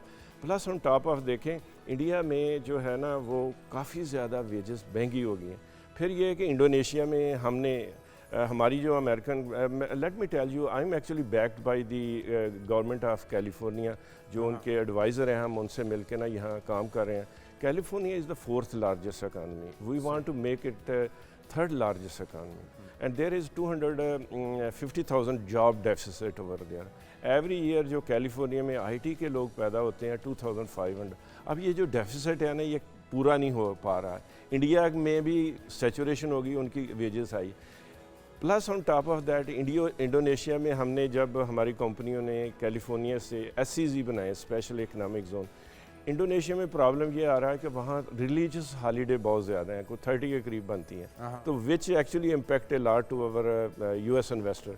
फिर ये हुआ कि हमने इंडोनेशिया में वहाँ भी ये जो आउटेज बहुत हो जाती है इलेक्ट्रिसिटी, फिर आपको पता ही है कि हम दुबई में बने, तो दुबई में ईरान वार में ये सारा कुछ हुआ। वियतनाम में the people can not speak English, that's the big problem. तो ओनली पाकिस्तान का फ़ायदा हमें हो सकता है। 65% जनरेशन यंग, और ये पाकिस्तान मेरा ख्याल है दुनिया का सबसे बड़ा मुल्क है जहाँ हर बंदा तो नहीं लेकिन मेजॉरिटी दुनिया में सब इंग्लिश कैन भी, आप किसी गांव में चले जाएं, तो ये एक सारा एक ऐसा बेनिफिट है जिससे लाजमी हम लोग फ़ायदा। पॉलिसीज़ कितना मैटर करती हैं, वो कितना इन्वेस्टर्स को लाने के लिए अट्रैक्टिव हैं, ईज़ ऑफ डूइंग बिजनेस कितना ज़रूरी है, वन विंडो ऑपरेशन कितना ज़रूरी है, आपकी इंटरेक्शन क्योंकि कैलिफोर्निया गवर्नमेंट के साथ भी ताल्लुक़ है, यहाँ पे भी रहता होगा, क्या क्या चीज़ें हैं, क्या क्या काम होने वाले हैं जो होने चाहिए? देखें जी, आपकी गवर्नमेंट बहुत अच्छा काम कर रही है, I am really appreciate with SIFC। मैं ये जो इस्टेब्लिशमेंट है आपकी, उन्होंने थे, आई मेट विद चीमा साहब जो DG हैं इसके जनरल, ही टोल्ड मी यार वाई नॉट कि ये काम आपसे 3 दिन पहले हो जाना चाहिए। They are very helping on that sense. लेकिन हम आए थे कि हमें कोई 1500 एकड़ जगह मिल जाए जैसे बेंगलोर में हमने किया था। हमसे मुराद है कि हमारे दूसरे जो इन्वेस्टर हैं कैलिफोर्निया से, तो ऐसे ही जो है ना हम यहाँ करना चाहते हैं। लेकिन हमें ऑलरेडी एक STEZ जगह मिल गई 140 एकड़ इस्लामाबाद में। फिर ये है कि वो हमें बिन कासम में, वो भी मैंने विज़िट किया अभी लास्ट वीक, अमेरिकन कराची में, हाँ कराची में, यहाँ लाहौर में भी कायद-ए-आज़म है, इंडस्ट्रियल एरिया, हाँ इंडस्ट्रियल एरिया। तो डेफिनेटली ये है कि हम जितने भी हमने 40 कंपनियों की लिस्ट दी है, 45 कंपनी, जिसमें यूट्यूब है, अमेज़न है, फेसबुक है, एडोबी है, Microsoft, Meta, you can name it, all those company definitely they want to expand their business here. उनके जैसे इंडिया में आपको पता आईफोन बनता है, एविएशन का काम होता है, द सेम थिंग इंशाल्लाह। इस तरह की बड़ी कंपनीज भी हैं जो इंटरेस्टेड हैं पाकिस्तान में? सर ये सब बड़ी कंपनियां हैं ना, टॉप की कंपनियां हैं। जैसे ये कि हमने कहा था कि हमें एक सिटी बनाना है, अल्हम्दुलिल्लाह उस पर काम हो रहा है। अभी हमारा डेलीगेशन जो वापस गया, इज़ सो हैप्पी, स्पेशली जो फियर था उनके जहन में, वी टुक देम, मतलब वाघा बॉर्डर पे भी लेके गए हम उनको, अंदरून लाहौर वाल सिटी दिखाया, we let them go freely. वो जब है यार Pakistan is very loving country, the way actually they are expressing, अल्हम्दुलिल्लाह व्हेन दे वेंट बैक, वो बड़े अच्छे। अच्छा, इससे पाकिस्तान का जो पासपोर्ट है उसकी जो इज़्ज़त वकार मर्तबा है उसमें भी बेहतरी होते हुए देख रहे हैं, जो पाकिस्तान ने अपना किरदार अदा किया। अभी रिसेंटली ईरान और अमेरिका के जंग के अंदर भी पाकिस्तान लाइमलाइट में आया है, तो आपको लगता है कि ये सारी चीज़ें ओवरऑल पाकिस्तान का जो इमेज है उसको बेहतर करने में भी मददगार हैं? सर वो कभी आप वहाँ जो अमेरिका इमिग्रेशन पोर्ट पे जाए ना, तो अक्सर चलो हमारे पास अमेरिकन पास तो पाकिस्तानी पासपोर्ट ना यूँ निकाल के ना आगे फिर रहे होते हैं कि वैसे ना पहले ये छुपाया होता था।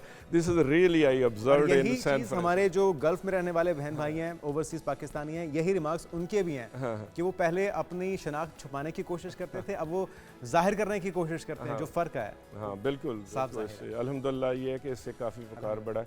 अब यही है कि हमें एज ए नेशन जो है ना, देखें जी हमारे जो मॉरल करप्शन बहुत ज़्यादा है। मैं उस दिन भी ये पंजाब के जब मरीम साहबा से हमारी जो डेलीगेशन मिला है लास्ट फ्राइडे, तो आई वाज टेलिंग देम कि अमेरिका में जो engineering, software, electrical, mechanical, what ever you can say, वहाँ एक सब्जेक्ट होता है 3 यूनिट का लाजमी, कोड ऑफ एथिक्स के बारे में और मॉरलिटी के बारे में। भाई जो काम करना है ना आपने उसको बड़ा जस्टिफाई, 8 घंटे का मकसद, आपको सैलरी मेरी 8 घंटे होना चाहिए।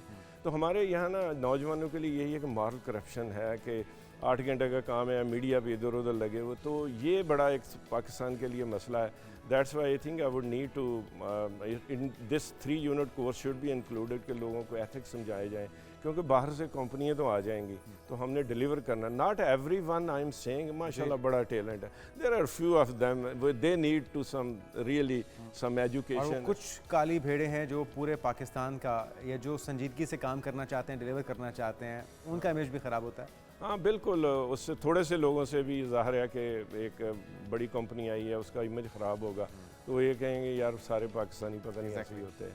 तो we should be very careful, be honest. यही हमारा मज़हब बताता है कि यार जो भी है आप इसको इबादत समझ के करें काम को। और अच्छा, यकीनी तौर पे जो अभी तक काफ़ी अरसे तक हम गलत ट्रैक पे इस लिहाज से चलते रहे कि हम ये उम्मीद रखते थे कि हमें एड मिले, लेकिन उससे बेहतर है कि हम ट्रेड करें। जिस तरह से चाइना की पॉलिसी है, तो इसमें अगर देखा जाए पोटेंशियल किन किन शोबों में है, वो क्या क्या चीज़ें हैं जो कि हम अमेरिका से ले सकते हैं या उनको दे सकते हैं, ताकि उसमें जो लोग इंटरेस्टेड हैं, जो कारोबारी लोग पाकिस्तान के भी, वो उसमें कोशिश करें।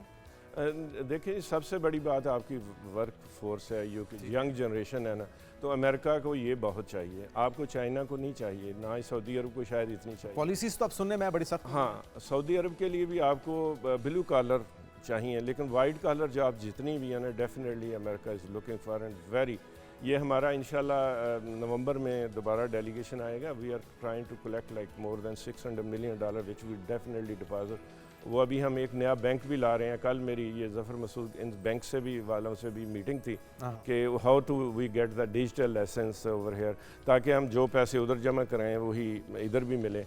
एक अमेरिकन बैंक भी इंशाल्लाह it will be open here. अरे वाह। इसके अलावा वर्क फोर्स के अलावा किन किन शोबों में हम फ़ायदा उठा सकते हैं आपस में ट्रेड कर? देखिए जब इकोसिस्टम होता है ना, तो उससे देखिए टेक्नोलॉजी इधर से आती भी है जाती भी है, वही बच्चे जो है ना पाकिस्तान के लिए भी बेनिफिशियल होंगे, उधर भी होंगे। तो फ़िलहाल तो ज़्यादा मैन्युफैक्चरिंग के शोबे में हम देख रहे हैं कि सिविल एविएशन, फिर ये है कि फार्मास्यूटिकल कंपनियां, उनके रोबोटिक। देखें AI तो बन गई, अब AI what is AI? Just is a software, लेकिन उसको इस्तेमाल कैसे करने हैं, आपको छोटे छोटे टूल्स रोबोटिक चाहिए। उसको बनाने के लिए ज़ाहिर है हमें बहुत ज़्यादा रोबोटिक इंजीनियर चाहिए, सॉफ्टवेयर इंजीनियर चाहिए, हार्डवेयर जो इस पर काम करें। तो ये तो एक ना ख़त्म होने वाला, the people are saying that after AI जो जॉब ख़त्म होगी, कभी ऐसा नहीं होता। ये दिन ब दिन ना इंसान की ना बढ़ती जाती है, इसकी डिमांड जो है ना वो कभी कम नहीं। अच्छा, एक और चीज़ कम्बो साहब, अनफॉर्चुनेटली यहाँ पे सियासी तसलसल का बहरान फुकदान रहा है। जो चीज़ें, जो प्रोजेक्ट्स जिन पे आप अभी काम भी कर रहे हैं और अल्लाह करे कि वो पाए तकमील तक पहुँचें, तसलसल कितना ज़रूरी है, और अगर कोई गैप वैक्यूम आ जाए तो फिर उससे चीज़ें कितनी रुकावट का शिकार होती हैं या मुतासिर होती हैं?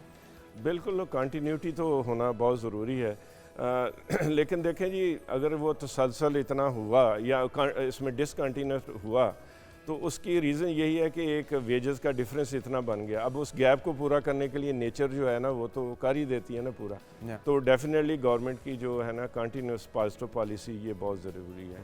और मेरा ख्याल है कि ये जो आपका स्पेशल इन्वेस्टमेंट फैसिलिटेशन काउंसिल है ना, तो वो इसके ऊपर ऑन टॉप ऑफ दैट, वो यहाँ तक है कि अगर कोई बाहर से अमेरिका से या किसी और कंट्री से दे विल उसका 90 डेज़ में स्पेशल कोर्ट में अगर कोई कोर्ट में जाता है मसला, it will be make a decision. तो ये अच्छी बात है कि अगर स्पीडी ट्रायल से या अगर कोई किसी का कोई भी मसला हो कोर्ट में, तो डेफिनेटली तो लोग क्यों नहीं आएंगे।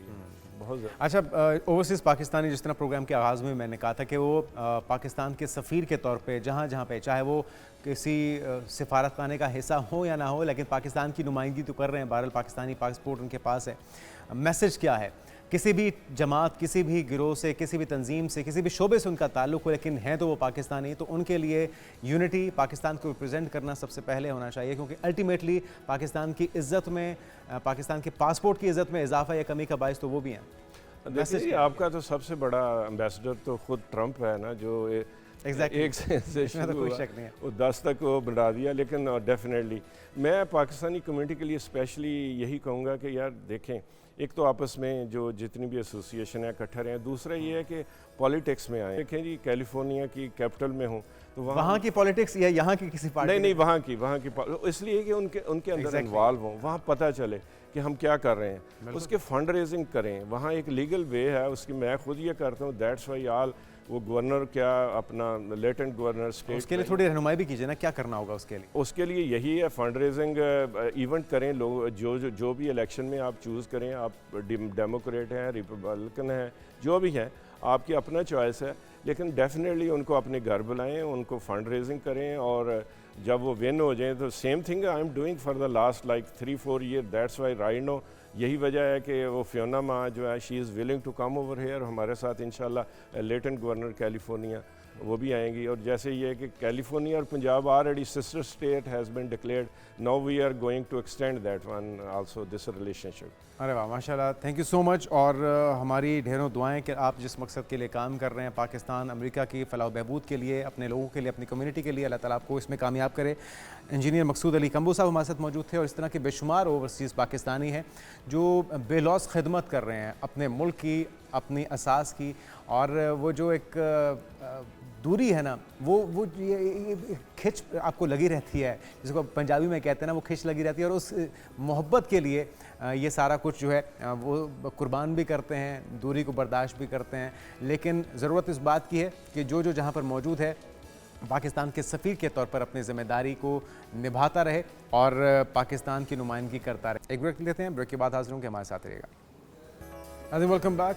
इज़्दिवाजी ज़िंदगी सिर्फ रिश्ते का नाम नहीं होता, बल्कि बाहमी ज़िम्मेदारी, ताउन और एतमाद का तकाजा करता है। अगर शौहर घरेलू और माली ज़िम्मेदारी पूरी कर देता है, उससे मुसलसल गुरेज करता है और घर का मर्द कहलवाने पर इक्तफा करता है, तो इस रवैये से इज़्दिवाजी ताल्लुकात मुतासिर होते हैं, आपस में दूरी भी पैदा हो सकती है। और ऐसे हालात में काउंसलिंग का मकसद इल्ज़ाम तराशी नहीं होता, बल्कि शौहर को उसकी ज़िम्मेदारियों का एहसास दिलाना होता है। तो उस ज़िम्मेदारी का एहसास कौन कौन दिलाए? क्या पेरेंट्स ये काम करें, रिश्तेदार करें, या फिर ख़ुद ये एहसास ज़िम्मेदारी पैदा हो सकता है? ये भी मुमकिन है। इस पर बात करते हैं। डॉक्टर आरिफ सिद्दीकी साहब, लाइफ कोच, हमारे साथ मौजूद होंगे। डॉक्टर साहब, आपको वेलकम कहेंगे। Thank you. हस्बैंड वाइफ के दरमियान जो एक खींचातानी है वो तो चलती है, खुश उसलूबी से ये क्योंकि हमने तो बचपन से ये सुना है कि हस्बैंड वाइफ गाड़ी के दो पहियों की तरह होते हैं। बिल्कुल। अगर हस्बैंड सिर्फ पैसा देकर या तमाम तर जो लवाजमात हैं, बहुत से मुलाजमीन हों, ये दे के बरीउल ज़िम्मा हो जाए अपने घर की ज़िम्मेदारियों से भी और बच्चों की तरबियत से भी, उनकी बाकी मामला से भी,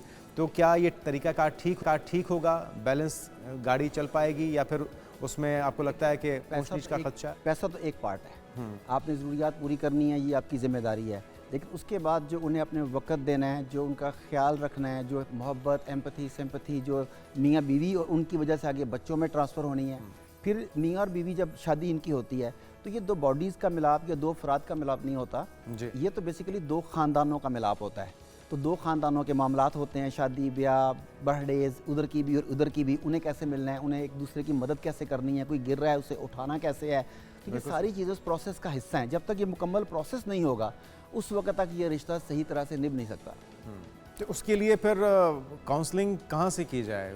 पेरेंट्स तरबियत सही करें या फिर देखिए वक्त के साथ ना असल में चीज़ें बहुत तेज़ी से बदल रही हैं। काउंसलिंग अगर हम पेरेंट्स से कहें कि वो करें, उन्हीं को करनी चाहिए वैसे तो, लेकिन क्या आज के पेरेंट्स आज के दौर से अपडेटेड हैं? उन्हें पता है कि आज के मसाइल क्या हैं और आज के दौर में उन बच्चों के वसाइल क्या हैं और आने वाले दिल में वो वसाइल कहाँ पर खड़े होंगे?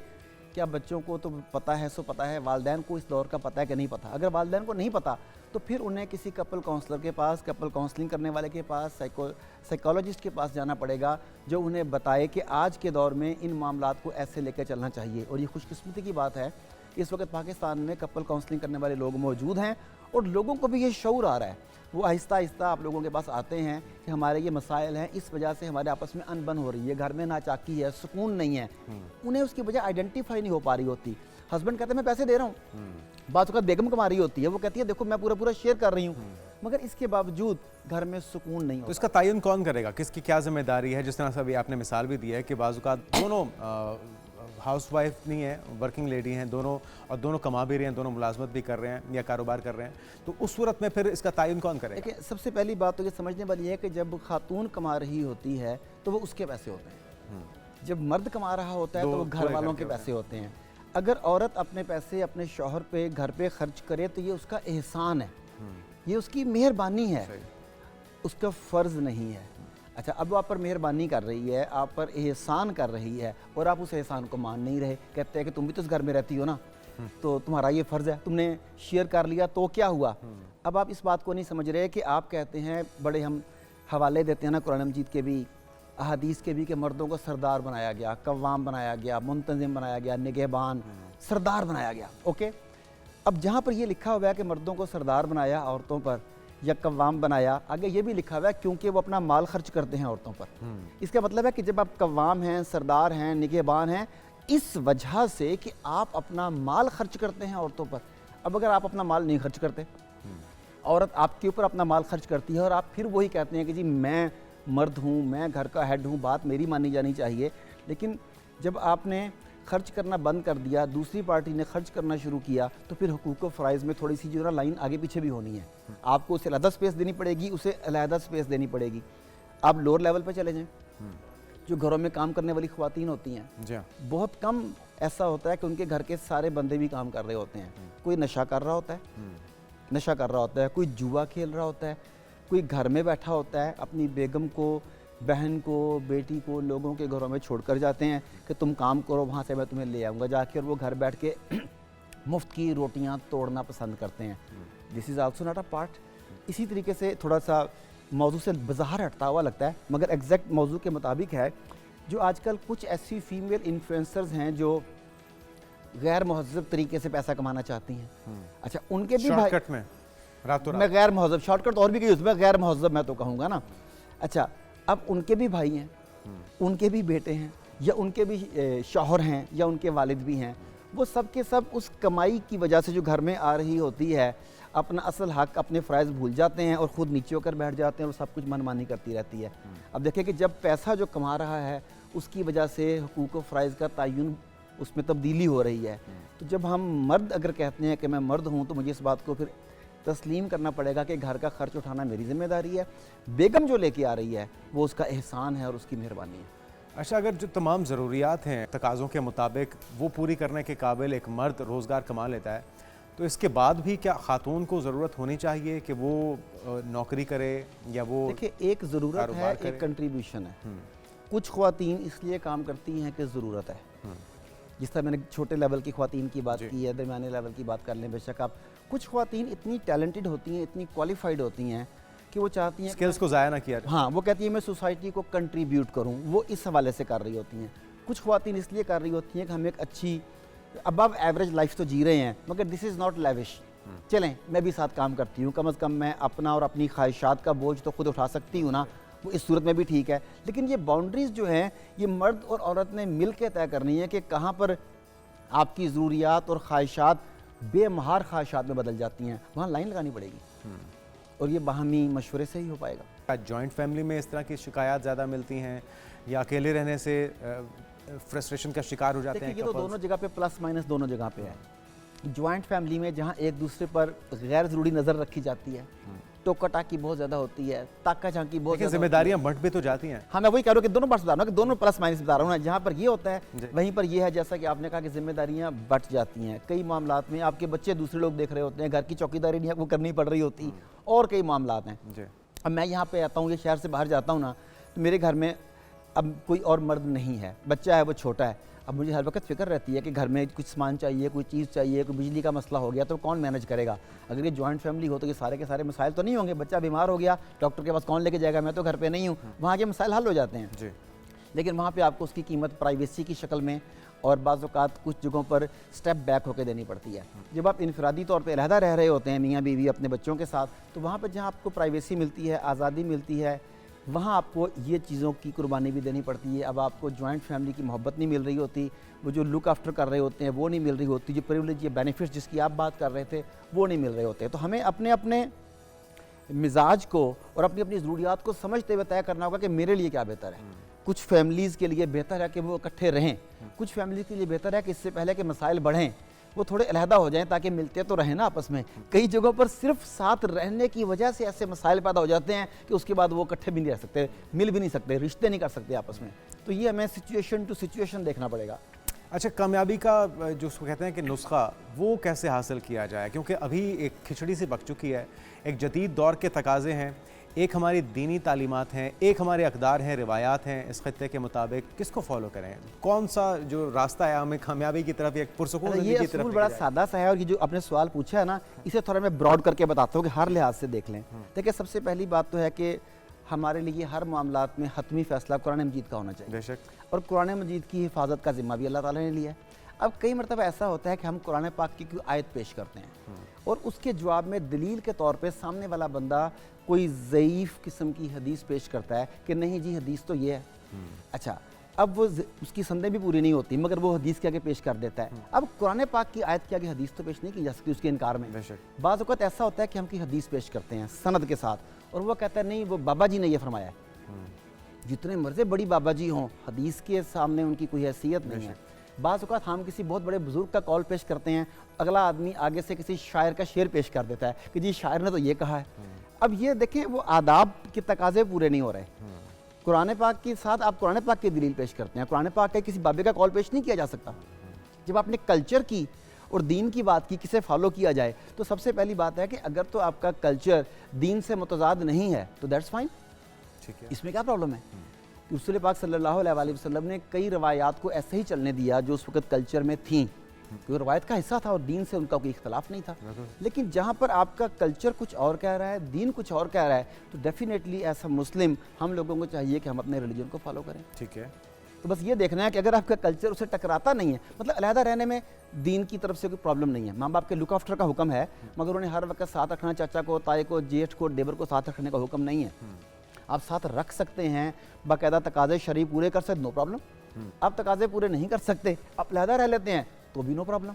मियाँ बीवी दोनों काम करना चाहते हैं तो शरीयत ने रुकावट नहीं डाली, बस ये बताया कि काम कैसे कैसे करना है आप कर लें। बीवी काम नहीं करना चाहती तो शरीयत ने की जोर नहीं डाला। तो ये तो आपकी अपनी चॉइस है। हाँ, अगर टकराएं तो फिर दीन को फॉलो करना चाहिए। बिल्कुल सही। अच्छा, ये जो एक बैलेंस लाइफ है या अपने अपने ज़िम्मेदारियों का निभाना है, या आपके बच्चों पर भी तो बड़ा शदीद असरअंदाज होता है, उनकी तरबियत के ऊपर, उनकी नशोनुमा के ऊपर, और वो बराह रास्त अब उनको बता ना रहे हों, सिखा ना रहे हों, लेकिन वो ऑब्ज़र्व तो कर रहे होते होंगे। तो ये अपने अपने अंदाज में सही ज़िम्मेदारी निभाना और ना निभाना, दोनों सूरतों में बच्चों की परवरिश पर उसके क्या असर? बच्चे वो नहीं करते जो आप कहते हैं, बच्चे वो करते हैं जो आप देखते हैं। ठीक बात। जिन चीज़ों को आप नज़रअंदाज कर देते हैं, बच्चे उसे इजाज़त समझ लेते हैं। एक तो जो आप घर में कर रहे हैं वो हो रहा है, ये आगाज़ होता है डिसिप्लिन से। अब सबसे पहले ये देखिए डिसिप्लिन के कितने ऐसे बच्चे हैं, आप भी कई घरों में जाते हैं, आपके अपने घर में भी है, रिश्तेदार भी हैं, कितने घरों में बच्चे सुबह उठ के अपना बिस्तर बनाते हैं कि मैं चादर तय कर दूँ। बहुत अच्छा, घर में खाना खाने के बाद कितने बच्चे बर्तन उठा के किचन तक रखाते हैं, धोना तो बाद की बात है। कितने बच्चे ऐसे हैं कि वो धो के रख लें। ठीक बात।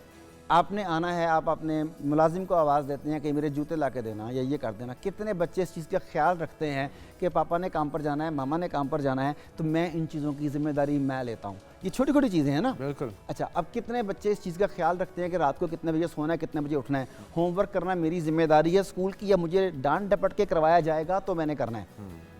अब यह है जिम्मेदारी का एहसास। अगर आप बच्चे में शुरू से ही जिम्मेदारी का एहसास डाल दें, और फिर जिम्मेदारियों की तकसीम कि कौन ने किसने बाहर वाले काम करने हैं, किसने घर वाले काम करने हैं, किसने किताबी काम करने हैं, किसने फिजिकल काम करने हैं, जब ये तकसीम भी उनके जहन में आ जाएगी कि मेरी शख्सियत इस चीज़ के मुताबिक मैच करती है, उसे वो ऑन कर लेंगे, तो आप बताइए कि छोटा सा अमल पूरी ज़िंदगी में कितना बड़ा इनकलाब लेके आएगा उनकी। बिल्कुल सही बात। तो ये सबसे पहले डिसिप्लिन को ऐड करना पड़ेगा लाइफ में। डिसिप्लिन को ऐड करना पड़ेगा, अपने ज़िम्मेदारियों को निभाना होगा, और यही वो सारी चीज़ें हैं जो कि एक बेहतरीन और ख़ूबसूरत माशरे की तश्कील का बायस बनती हैं। और अगर आप अभी से डंडी मारेंगे, अपनी ज़िम्मेदारियों से आँख चुराएंगे, आप पैसा दे के या मुलाजम के ये समझेंगे कि वो आपके बच्चों की तरबियत अच्छी कर रहे हैं या आपकी शरीक हयात को सही वक्त दे दें, एहसन खान हो या सेलिब्रिटीज़ हो, वो भी इसके ख़िलाफ़ आवाज़ उठा रही हैं, बात की जा रही है, लेकिन बात करने से बात नहीं बनेगी, अमल करना होगा। जिस तरह से हम बात भी कर रहे हैं, एहसन खान का ये कहना है कि अगर शौहर अपनी बीवी की इज़्ज़त बच्चों के सामने नहीं करता या बीवी अपने शौहर का एहतराम नहीं करती, तो फिर बच्चे भी मुस्तकबिल में माँ बाप की इज़्ज़त करना नहीं सीखते। और उनका कहना था कि बच्चे नसीहतों से ज़्यादा अपने वालिदैन के रवैये से सीखते हैं। डॉक्टर साहब, ये वही बात जो अभी आप कर रहे थे, तो इसमें तो कोई दो राय नहीं है कि आप जितनी मर्ज़ी किताबें घोल के बच्चों को खिला दें, जितने मर्ज़ी आप उनको लेसन सेशंस दिलवा दें, जब तक आप वो खुद उस पर अमल, मेरे ख्याल में उससे बेहतर कोई टीचिंग आप कह के बुलाएंगे, बच्चा आप कह के बुलाएगा। आप तू तड़क करके बात करेंगे, बच्चा ऐसे बात करेगा। आप हाइपर होकर छोटी छोटी बात पे शाउट करने लगेंगे, बच्चा सीखेगा कि जब कोई बात पसंद के ना खिलाफ हो तो मुझे शाउट करना है।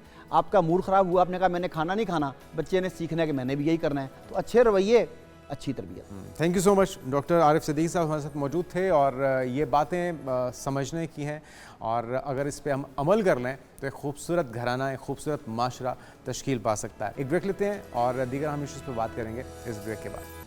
Welcome back. आज़ादी का महीना है और 14 अगस्त में जो जज्बा हुब्बुल वतनी है वो पहले से ज़्यादा जोश और ठाठे मारता है। जश्न आज़ादी में अब सिर्फ 8 दिन बाकी रह चुके हैं और मुल्क भर में तैयारियां भी जारी हैं। उन तैयारियों पर भी बात करेंगे, लेकिन इस वक्त आपको बताते हैं कि पाकिस्तान का जो कौमी फूल है चमेली, उसकी तारीख़ क्या है।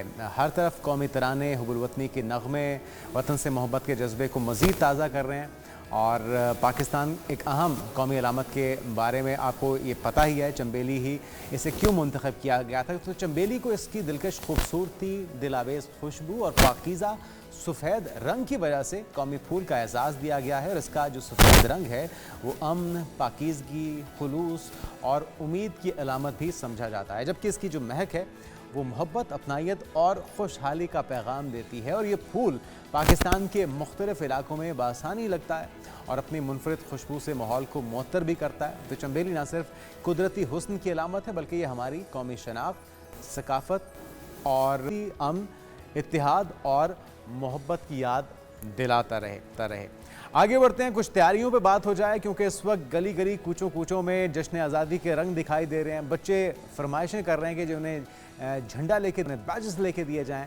और इस वक्त हमारे एक नुमाइंदे भी लाहौर की एक मार्केट के अंदर मौजूद हैं, उन्हीं से बात करते हैं आमिर राना से कि निस्बत रोड पर इस वक्त क्या माहौल है, वहाँ पे कितने स्टॉल्स लग चुके हैं, किस तरह की झंडियाँ, किस तरह के बैजेस, किस तरह के बाकी सारे जो लवाजमात हैं वो मौजूद हैं। बस एक गुजारिश हम करेंगे अपने बच्चों से और अपने देखने वालों से भी, पेरेंट्स से भी, कि वो जो बाजे हैं उनसे इज्तनाब बरतिए। अगर कुछ कर सकते हैं तो एक पौधा लगाने की कोशिश कीजिए, क्योंकि आज का लगाया हुआ आपका जो पौधा है वो ना सिर्फ सरसब्ज़ शादाब बनाएगा आपके मुल्क को, बल्कि इसको खूबसूरत बनाने में भी अपना किरदार अदा करेगा। तो आमिर राना से जानते हैं, आमिर, निस्बत रोड पे इस वक्त कैसा माहौल है, कैसी गहमा गहमी है, कितने स्टॉल्स लग चुके हैं? जी बिल्कुल, बागों का शहर लाहौर के अंदर जश्न आज़ादी की तैयारियां शुरू हो चुकी हुई हैं। मैं इस वक्त लाहौर शहर में मौजूद हूं और मेरे लेफ़्ट, राइट, आगे पीछे यहाँ पे खूबसूरत झंडियाँ, बैचेज़ और बाजे वगैरह जिसको बच्चे बड़े लाइक करते हैं उनकी भरमार है। यहाँ पे जो लोग हैं वो धड़ाधड़ आ रहे हैं यहाँ पे चीज़ें ख़रीदने के लिए।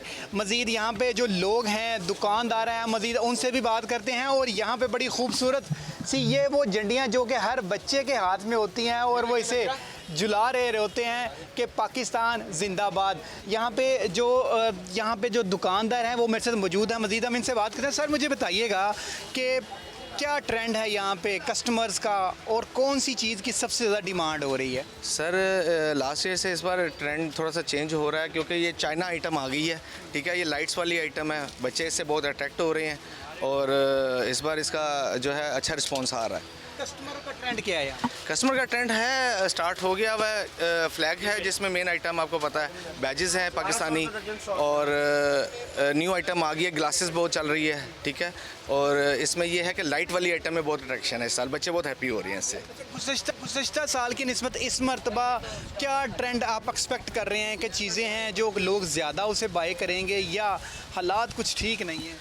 हालात तो सर आपके सामने ही हैं। यहाँ के मेन इशू जो हमें आ रहा है ना, टाइमिंग का बहुत इशू आ रहा है, ठीक है। क्योंकि देखें ऑफिसेज वाले 5-6 बजे फ्री होते हैं, ठीक है। वो कब इधर उर्दू बाज़ार आएंगे, ठीक है। व्यापारी को बहुत परेशानी का सामना हो रहा है कि सैलाब भी है, ठीक है, आने में बहुत परेशानी हो रही है। 9 बजे मार्केट बंद होती है, 8:30 हम क्लोजिंग करते हैं और 9 बजे बाहर निकल जाते हैं, ठीक है। ये वो मार्केट थी कि जो 1 अगस्त से लेके 13 अगस्त की नाइट, 14 अगस्त की मॉर्निंग तक सुबह 2-3 बजे तक खुली रहती थी, सुबह 5-5 बजे तक खुलती थी, ठीक है। अब हमें 9 बजे मार्केट बंद करके घर जाना पड़ता है और गाहक हमारे जो व्यापारी हजरात हैं वो बाहर के बाहर ही खड़े रह जाते हैं।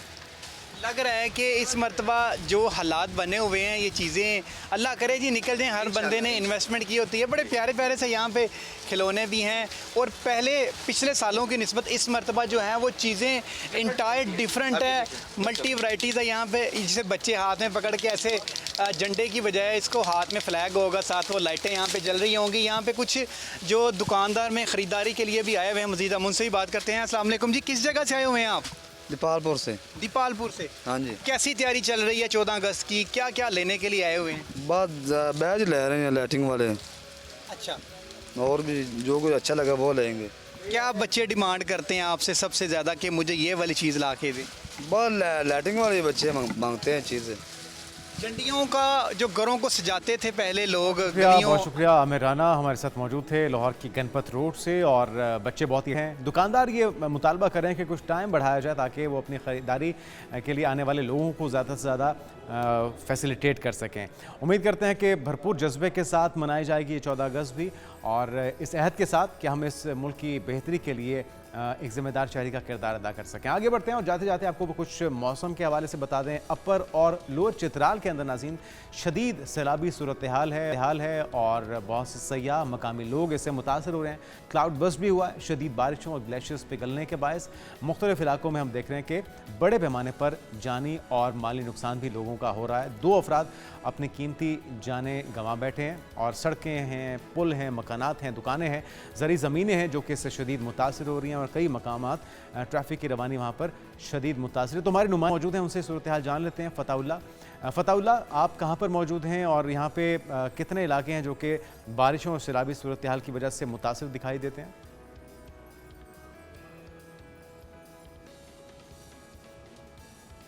जी फ़ताउल्ला। शुक्रिया जी। अगर चतराल के मौसमी सूरत हाल पर बात की जाए तो चतराल के अंदर गुज़श्ता हफ्ते से मुख्तलिफ मकामात पर सैलाबी जो रेलें हैं उन्होंने तबाही मचाया हुआ है। दर्जनों मकामात पर सैलाब ने बहुत ज़्यादा नुकसान पहुँचाया है। इस वक्त लोअर चतराल और अपर चतराल के मुतादिद मकामात पर जो है ज़मीनी जो राब्ते हैं वो मुनक़ता हैं, और बाज़ मकामात पर आर्ज़ी तौर पर बहाल किए गए और बाज़ मकामात पर नहीं। यहाँ पे सबसे ज़्यादा जो सैलाब आया था वो जोशमोल के मकाम पर आया, जहाँ पर जो है तकरीबन 24 घंटों के दौरान मुसलसल वहाँ पे ट्रैफिक की रवानी मुअत्तल रही। उसके बाद से यहाँ पे जो है ट्रैफिक को बहाल कर दिया गया। उस दौरान यहाँ पे इंटरनेट की जो सर्विस है वो भी मुअत्तल थी। उसी के साथ साथ लोअर चतराल के मदगला शिशुकू में भी 2 मकामात पर बड़े पैमाने पर सैलाब आया है, जिसकी वजह से वहाँ पे भी बड़े पैमाने पर नुकसानात हैं। चतराल के मुख्तलिफ मकामात पर जो सैलाबी सूरत हाल है उसकी वजह से यहाँ पर सैयदाबाद के मकाम पर, जहाँ पे इस वक्त मैं खड़ा हूँ, यहाँ पे बड़े पैमाने पे डैम बना हुआ। इस वक्त यहाँ पे रेस्क्यू ऑपरेशन टीम जो है वो मौजूद है। यहाँ पे जहाँ घरों को नुकसान पहुँच रहा है, जहाँ पे जो लोगों के घर हैं या जो यहाँ पे अमलाक है वो बिल्कुल दरिया चतराल के अंदर हैं, वहाँ से उनको महफूज किया जा रहा है। यहाँ पे सामान वगैरह जो है वो अंदर से लेके आ रहे हैं, और यहाँ पर इसी डैम के अंदर जो है एक लाश भी उन्होंने रेस्क्यू की और उसके बाद उसको दफनाया गया, ताम उसकी शनाख्त ना हो सके। उसी के साथ साथ यहाँ पे मुख्तलिफ जो लोग यहाँ पे घरों में जो है या कमरों के अंदर यहाँ पे फंस गए थे उनको भी रेस्क्यू किए गए। अब यहाँ पे सूरत हाल ये है कि पूरे चतराल के अंदर जो है यहाँ पे सड़कों के हवाले से बहुत ज़्यादा यहाँ पे मसाइल हैं। अपर चतराल की बात करें तो अपर चतराल का जो है चतराल लोअर के साथ ज़मीनी राब्ते मुनक़ता हो चुके हैं। वहाँ पे मुख्तलिफ मकामात पर बड़े पैमाने पर सैलाब आया है। बहुत शुक्रिया फ़तहुल्लाह, सूरत हाल से आगाह कर रहे थे। इस वक्त सैलाबी सूरत हाल है, पिघल रहे हैं और क्लाउड बस्ट की वजह से भी लोग मुतासर हो रहे हैं। एहतियात की जाए। मकामी अफराद तो यकीनी तौर पर इन सूरत हाल से निमटने के आदी होते हैं, लेकिन जो टूरिस्ट हैं ख़ास तौर पर उन्हें एडवाइजरीज़ पर अमल करना चाहिए ताकि वो किसी बड़ी नागवानी आफत से खुद को और अपने अहल खाना को महफूज रख सकें। आज के प्रोग्राम से इतना ही। इंशाल्लाह आपसे मुलाकात होगी कल। अपना बहुत ख्याल रखिएगा। अल्लाह हाफ़िज़।